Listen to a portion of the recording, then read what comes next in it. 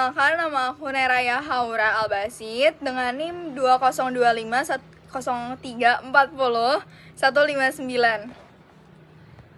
Kenalin, aku Della Olivia Andimi dengan NIM 2025-034-0193. Kenalin, aku Naila Afrafa Levi dengan NIM 2025-034-0173. Kenalin, aku Galuh Prameswari dengan NIM 2025-034-0090. Kenalin, aku Revalina Febriani dengan NIM 2025-034-0079. Kenalin, aku Salwakil Albayani dengan NIM 2025-034-0078.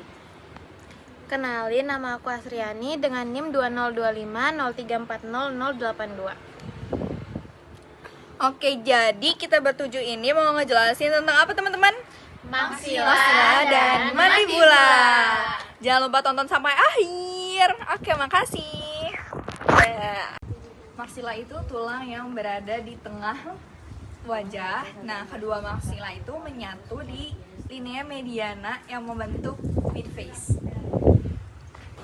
Maksila punya beberapa bagian utama. Yang pertama, corpus maxillae, yang kedua, processus frontalis, yang ketiga, processus zygomaticus, yang keempat, processus alveolaris, yang kelima, processus palatinus, ditambah tuberositas maxillae di posterior.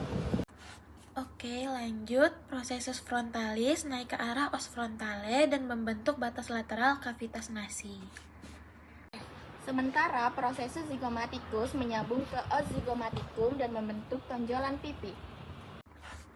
Processus alveolaris adalah tempat tertanamnya gigi-gigi rahang atas. Dan processus palatinus membentuk 2/3 anterior dari palatum durum alias langit-langit keras. Maksila ikut berkontribusi membentuk beberapa struktur. Yang pertama ada batas bawah orbita, yang kedua sisi lateral dan inferior cavitas nasi, yang ketiga ada palatum durum, yang keempat fossa infraorbitalis, dan yang terakhir bagian dari dinding anterior sinus maksila. Kamu tahu nggak, di maksila itu ada sinus maksila yang paling besar di antara sinus paranasal yang bentuknya kayak piramida. Ostium sinus itu posisinya tinggi, dan kalau ada sinusitis maka mukosa itu susah keluar. Nah, selanjutnya aku mau juga nambahin ya. Kalau secara klinis akar gigi molar atas itu dekat ke sinus. Maka dari itu, kalau ada infeksi gigi itu menjalarnya ke sinus maksila.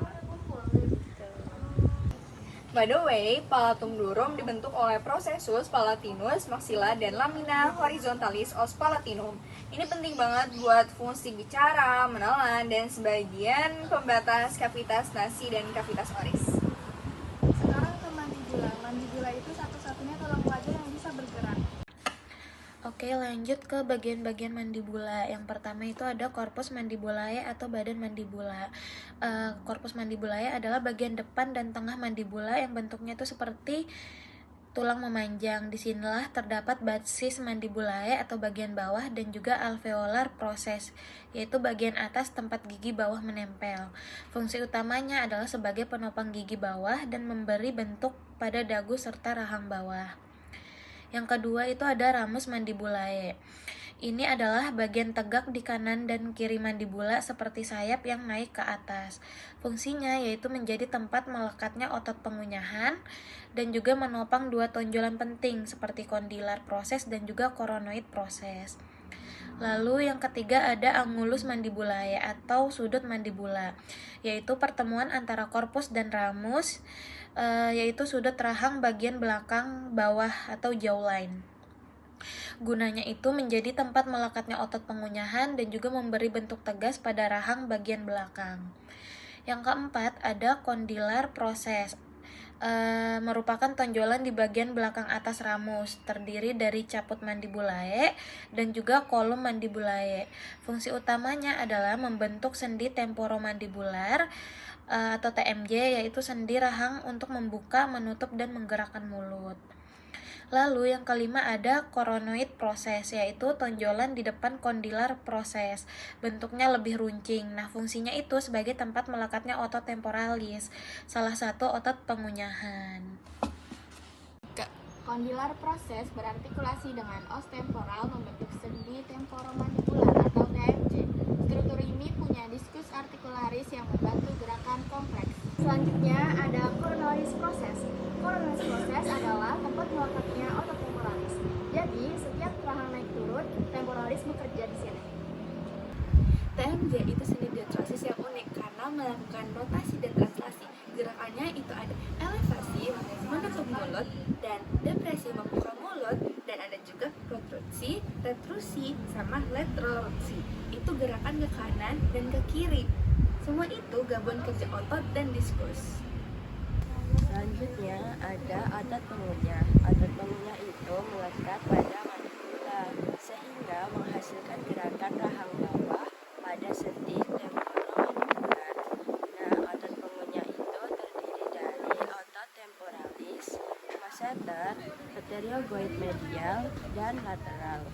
Pada masseter itu gerakannya yaitu elevasi. Untuk temporalis gerakannya itu elevasi dan reduksi. Selanjutnya pada medial pterygoid itu elevasi dan pada lateral pterygoid itu produksi. Maksila memberikan struktur stabil untuk gigi atas, sedangkan mandibula bergerak sebagai elemen fungsional. Maloklusi bisa muncul kalau ada disharmoni antara bentuk maksila, posisi mandibula, dan oklusi. Semua bagiannya saling berhubungan mulai dari anatomi, fungsi, sampai klinis. Oke guys, sekian pembahasan dari kita siang ini ya. Kalau kalian masih bingung, sama kita juga masih bingung. Oke, sekian. Assalamualaikum.